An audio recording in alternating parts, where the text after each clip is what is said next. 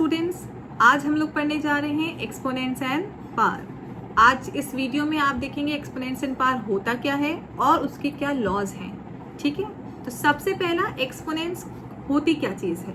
अगर हमने लिखा 10 की पावर 3 यानी कि 10 टू द पावर 3, इसका मतलब क्या हुआ? इसका मतलब ये हुआ कि ये जो 10 है ये अपने आप से कितनी बार मल्टीप्लाई हो रहा है, जो यहाँ पे ऊपर नंबर लिखा गया है उतनी बार, यानी कि 3 टाइम्स। इसका मतलब 10 इंटू 10 इंटू 10। तो यहाँ पे एक्सपोनेंट क्या हुआ? ये जो नंबर है जो ये बता रहा है आपको कि अब ये नंबर अपने आप से कितनी बार मल्टीप्लाई होगा, दैट इज एक्सपोनेंट। 3 यहाँ पे क्या है? हमारा एक्सपोनेंट है जो बता रहा है कि 10 हमारा कितनी बार मल्टीप्लाई होगा, इट इज 3 टाइम्स। और ये जो 10 है जिसके बारे में बात हो रही है दैट इज बेस। तो यहाँ पे हम इसको बेस कहते हैं और इसको कहते हैं एक्सपोनेंट। इस पूरे एक्सप्रेशन को हम पावर भी कहते हैं और इसको हम लोग पढ़ते किस तरह से? 10 टू द पावर 3 और 10 raise to the power 3। Now coming to the laws of exponents. बिना लॉज के आप एक्सपोनेंट्स का कोई भी क्वेश्चन सॉल्व नहीं कर सकते हैं। लॉज आए हैं हमें ये बताने के लिए कब कौन सी चीज कैसे सॉल्व की जा सकती है। तो पहला लॉ हमारे पास में क्या है? इसका मतलब अगर हम ध्यान से देखें इस लॉ को तो बेस हमारा क्या है? दोनों में सेम, और बीच में ऑपरेशन क्या लगा है? मल्टीप्लिकेशन का। तो जब भी बेस सेम होंगे और मल्टीप्लाई हो रहे होंगे तो जो पार्स होंगी, पार्स कितनी भी अलग क्यों ना हो, powers will be added. For example अगर हम ले लें 2 की पावर 3 मल्टीप्लाइड बाई 2 की पावर -5, तो हमने देखा यहाँ पे कि बेस क्या थे? सेम, और हमने देखा ऑपरेशन क्या लगा है यहाँ पे? मल्टीप्लिकेशन। तो क्या हो जाएगा? Base same, powers are added. तो 3 plus minus 5, plus minus operation integers में माइनस हो जाता है, तो हम इसको क्या लिखेंगे? 2 to the power 3 minus 5 and that is 2 to the power -2। Now coming to second law which is base same है अभी भी, ठीक है, लेकिन ऑपरेशन चेंज हो गया। मल्टीप्लिकेशन की जगह यहाँ पे क्या आ गया? डिवीजन आ गया।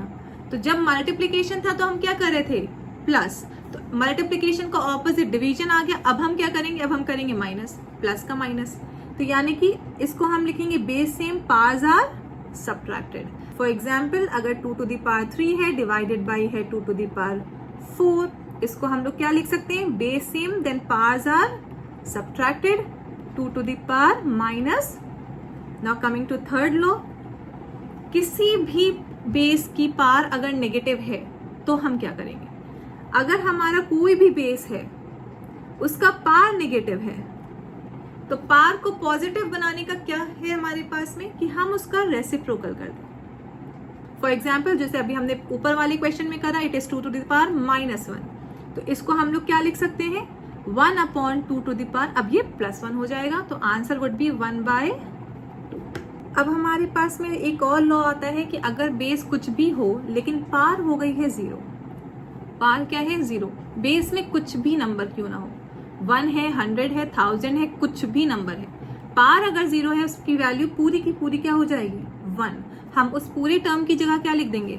1। नेक्स्ट लॉ हमारे पास में है कि अगर कोई एक नंबर है, कोई बेस है, उसका पावर भी कुछ है, x है, एंड इसके बाद भी इस पूरे का होल भी पावर कुछ है, y, तब हम क्या करेंगे? तो अगर ऐसा कुछ है कि ब्रैकेट लगा है, अंदर x पावर है, बाहर y पावर है, तो हमें इन पावर्स को क्या कर देना है? Multiply, x into Y. Same base के ऊपर पावर्स हमारी मल्टीप्लाई हो जाएंगी। नेक्स्ट लॉ हमारा क्या कहता है कि अगर एक बेस है a अपॉन b, एक फ्रैक्शन में दे दिया एक्सपोनेंट, और इस पूरे की पावर है x, होल पावर x है, इसको हम लोग डिस्ट्रीब्यूट कैसे करेंगे? ये x a के साथ भी जाएगा और b के साथ भी जाएगा। ठीक है, आपको कभी भी डिस्ट्रीब्यूट कराना है होल में, अगर होल के बाद में कोई पावर लिखी हुई है तो वो दोनों के साथ जाएगी, या उसके साथ जितने भी नंबर्स होंगे सब में वो पावर डिस्ट्रीब्यूट होगी। फॉर एग्जाम्पल अगर मैं लिखती हूँ यहाँ पे 2 इंटू 3 और इसकी होल की पावर है 5, तो हम इसको 2 की भी पावर 5 लिखेंगे और 3 की भी पावर 5 लिखेंगे, चाहे वो मल्टीप्लिकेशन में हो चाहे वो डिवीजन में हो। एक लास्ट हमारे पास लॉ बच रहा है, वो क्या है कि अगर हमारे पास में 2 बेस हैं, दोनों सेम है एंड इक्वल में है, ठीक है, दोनों चीजें इक्वल हैं एंड पावर्स अलग अलग है, एक x है और एक y है, तो अगर ये टर्म्स इक्वल हो रहे हैं और बेस पहले से इक्वल है तो हम पास को डायरेक्टली क्या लिख सकते हैं, x इक्वल्स टू वाई। अगर मेरे पास में लिखा हुआ है 2 to the power x is equals to 2 to the power 4, मैंने देखा बेस सेम है और बीच में साइन क्या है, इक्वल्स टू, तो ये x डायरेक्टली किसके इक्वल हो जाना चाहिए, 4 के इक्वल हो जाना चाहिए। ये थे हमारे लॉज ऑफ एक्सपोनेंट्स। अब आगे के न्यूमेरिकल्स हम सॉल्व करेंगे नेक्स्ट वीडियो में।